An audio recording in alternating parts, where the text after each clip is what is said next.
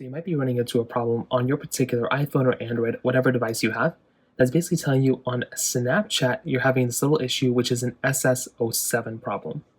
Now, this can happen for a few different reasons, and the SS07 issue, the little pop-up, is usually just some sort of suspicious activity type of pop-up that comes up every once in a while. Now, it's a super basic thing to basically fix.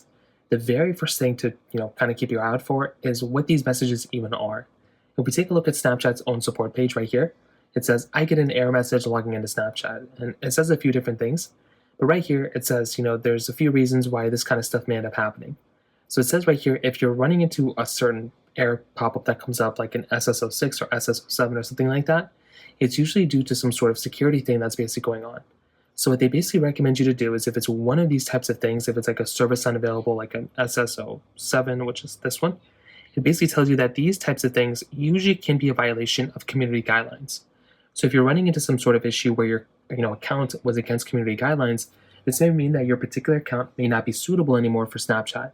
So the first thing you can do here is if you get that little pop-up, you can tap on OK, and you can basically go from there and see if there's a little pop-up that comes up. You can always try going through and contacting Snapchat themselves. So for some reason, if it was like a fluke, you can just try logging back in. But for some reason, it wasn't a fluke, you may want to contact Snapchat by going into Snapchat support and then going and contacting them through here. Now, if none of those things seem to be the problem, you can always make your way over to a website like downdetector.com or is it down right now.com, one of these types of websites that will basically tell you like what's up and what's down. And on these particular pages, all you're going to have to do here is basically just make your way over, see if Snapchat is down.